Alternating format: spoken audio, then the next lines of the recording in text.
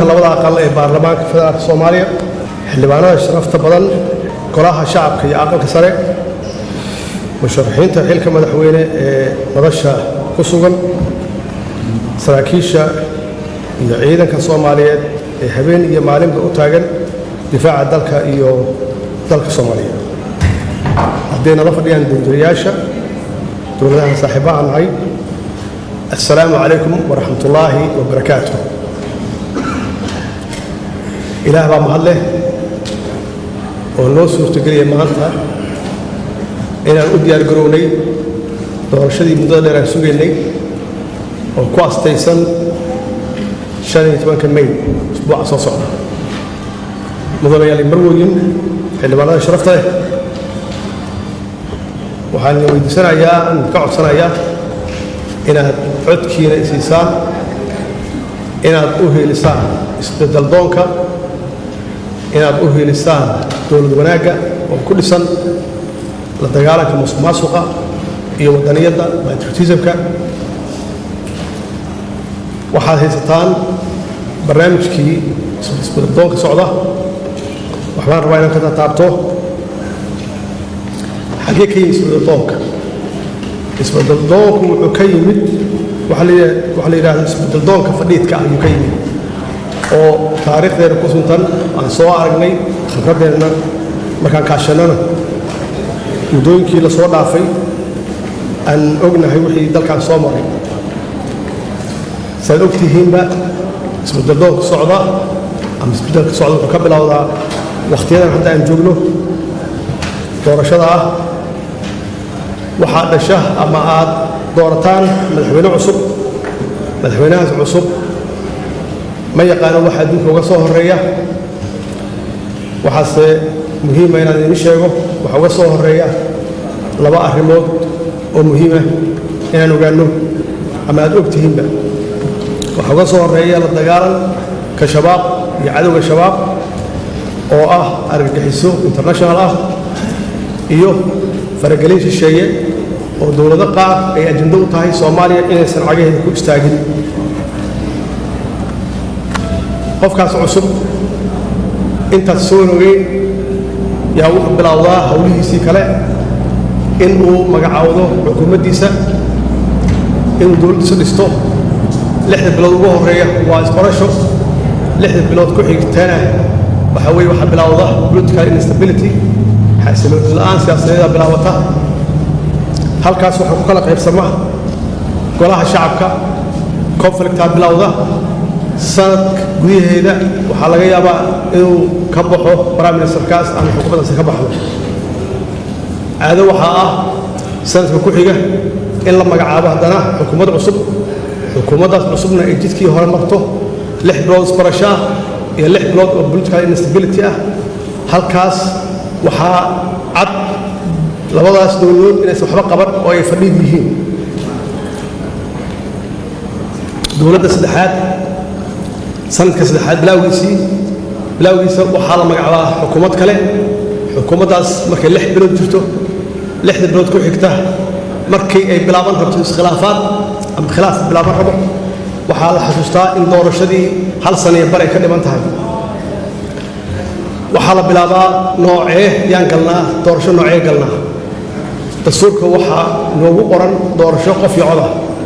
waxaa la ogaadaa doorasho qof iyo cod inaan laga gaarin maxaa yeelay 2 sano la soo dhaafay iyo barka in aan laga shaqaynin wax dowladda ama dowlad wanaagga laga shaqaynin waxaa loo galaa madal iyo heshiis siyaasadeed in lagu dhammeeyo wixii uu nafarayay dastuurka sanadka saddexaad waxaa la isku afgartaa heshiis siyaasadeed halkaasna waxaa ka bilowda madal la wareegta hawshii baarlamaanka sanadka afraad baarlamaanka waa la xiraa albaabada la isku dhuftaa mushaharna ma qaataan sanadka afraad si la iskaga daba ordaayo sanadka shanaad baa la galaa halkaas iyo doorasho ka dhacdaa doorashadaas oo ay ku dambayso 70% baarlamaankii hore inuu soo noqon halkaasi waxaan ku baranay doorasho dadban iyo noocay tahay dowladda ku xigta iyaduna saasay ku bilaabataa saasay ku dhamaataa xasilooni la'aanta siyaasadeed waxay dhashaa ama saamaysaa arrimaha dhaqaalaha arrimaha amniga arrimaha bulshada ay saamaysaa immediately arrimaha dhaqaalaha markaan ka hadlo bacdamaa dowladda haysato oo khilaafaad badan ka jiro qof kasta oo xun wuxuu ka fekeraa sidii uga faa'iidaysan lahaa wakhtigaas lays haysto aan lays xisaabinayn musuq maasuqa cirku maraa waxaa bilowda in dhaqaalihii uu hoos u dhaco maxaa yeelay dakhligii canshuuray lama aruuriyo dakhligii hoos u dhacaa mushaaharaad lama bixiyo kontraadyo waxa la bixiya aan sharci waafaqsaneyn mararka qaarkoodna waxaa lala galaa kambaniya shisheeye in lala galo kontraadyo aan waafaqsaneyn shuruucda dalka mararka qaarkood dowladaha lala galaa heshiis aan waafaqsaneyn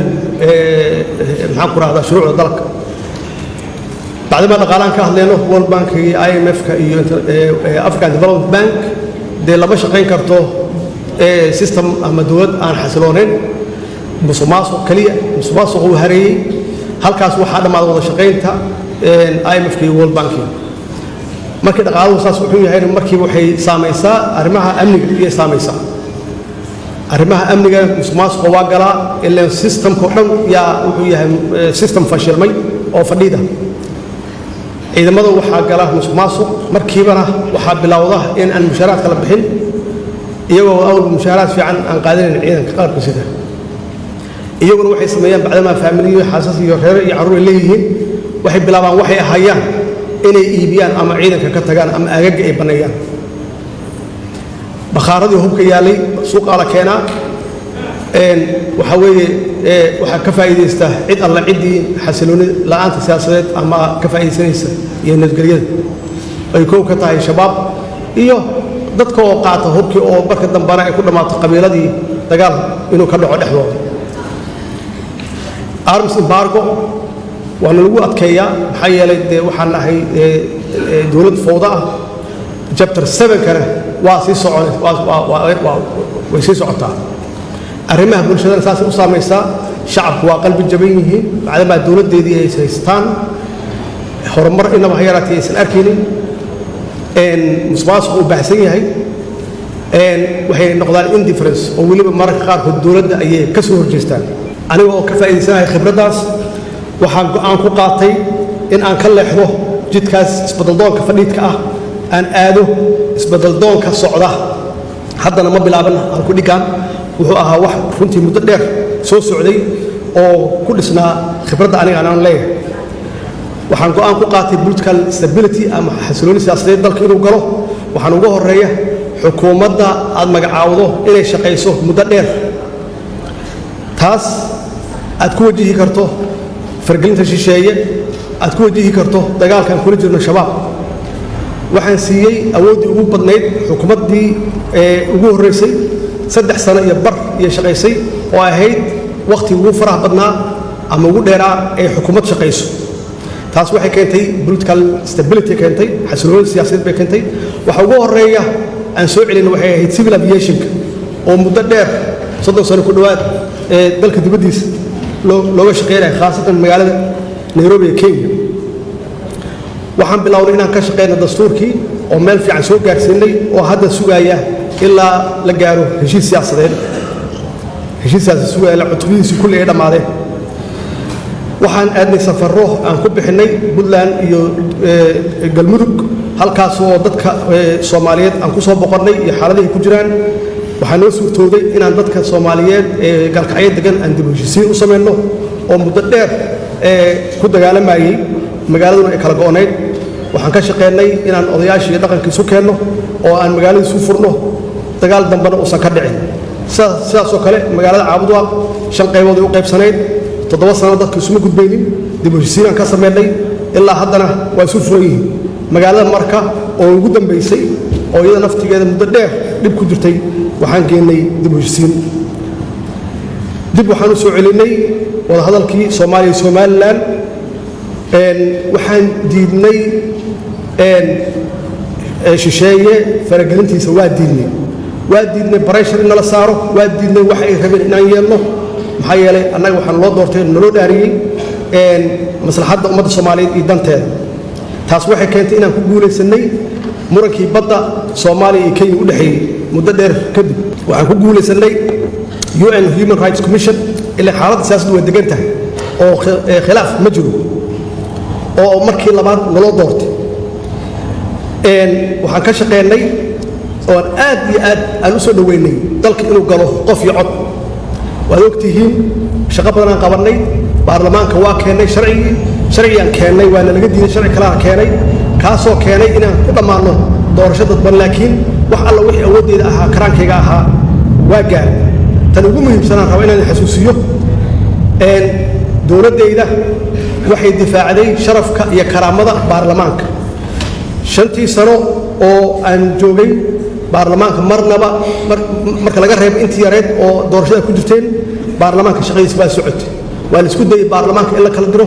baarlamaanka waxaan xaqiijiyay mushaharaadkooda inay helaan shaqooyinkoodana si dhammaystiran ay u qabsadaan oo markii ugu horreysay arrimaha dhaqaalaha waa la dagaalamay musuqmaasuqa waxaan keennay diiwaangelin shaqaalaha iyo ciidamada qalabka sida waxaan kor u qaadnay dakhligii dalka waxaan si toos ah oo joogto u bixinay mushaharaadkii shaqaalaha iyo ciidamada qalabka sida waxaan joojinay sidii khaldaneed lagu bixinayay maxaan ku raahdaa kontraadyada waxaan aad ula shaqeynay si dhow ula shaqeynay World Bankiga iyo IMF-ka iyo African Development Bankiga iyagoo runtiina siiyey oo ay ku mahadsan yihiin siiyey budget support waxay kaloo nagala shaqeeyeen debt relief-ka afinta deebankii aan qabnay oo aan gaarsinay ilaa 2 bilyan ku dhawaad in laga cafiyo aan sugayno haddii isbeddelkaanu sii socdo 3 bilyan sanadka soo socda inay naga cafiyaan maxaa yeelay waxay aamineen isbeddelka socda inuu dhab yahay waxay aamineen dowladdan inay tahay dowlad hufan oo nadiif ah ayay aamineen saas darteed wada shaqaynteena aad iyo aad yaan isugu soo dhawaanay arrimaha security-ga way saamaysay waxaan la dagaalnay iyada arteeda musuqmaasuqa waxaan sameynay registration iyo diiwaangelin ciidamada qalabka sida meel kasta ay joogaan waxaan kor u qaadnay mushaharaadkooda waxaan bixinay mushaharaadkooda si joogto ah inkastoo yar tahay waxaan xaqiijinay oo aan proof garaynay tababarkooda iyo tayadooda iyo tiradooda ciidanka qalabka sida waxaan xakameynay hubka iyo rasaasta oo hal ballot oo annagu aan leenahay aysan jirin wax suuqa yaalla oo aan xakameynay waxaan ka xoreynay shabaab sabiid iyo caanoole owdhigle jannaale iyo marka waxaan develop garaynay Somali Transition Plan oo aan ku bedelayno AMISOM aan u bedelayno ADMIS oo mandate-kooda aan bedelayno iyaguna ay insha Allah waqtigooda ka dhamaanayso 2024 waqtigooda ka dhamaanayso arrimaha maxaan ku raahdaa bulshada waxaan barmood garaynaa annaga patriotism yaan barmood garaynaa ummadda Soomaalida waxaan kula talnaa inay qabiilka ka fogaadaan rajadoodii kor baan u qaadnay waxaan ku dhiirigelinaa midnimadooda waxaan bixinay service delivery ama adeega bulshada waxbarashada iyo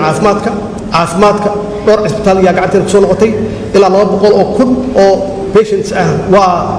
sidii aan ula wareegnay waxbaa loo qabtay arrimaha maxaa soo socda gooliska aan damacsannahay political stability inay sii socoto in dalku uu galo qof iyo cod insha Allah annaga ugu dhow wax sameyn kara qof cusub hadduu yimaado ma gaari karo xisbiyadii inaan xoojino in aan compete garayno Security Council membership-keeda insha Allah hadduu ilaahay yiraahdo oo 51 sano ka hor ee noogu dambeysay inaan u tartanno African Union leadership-keeda arrimaha dhaqaalaha debt relief-ka inaan dhammaystirno oo laga cafiyo investment iyo maalgashi xoog leh inaan ka shaqeyno blue economy khaasatan fishery iyo agriculture iyo livestock inaan dhalinyarada shaqo abuur u sameeyno hadduu ilaahay yiraahdo Soomaaliya inay mar kale noqoto dal normal ah hadda anagu normal manihi arrimaha security-ga dalka inaan ka dulqaadno arms barko chapter 7 aan ka dulqaadno shabaabka aan la dagaalno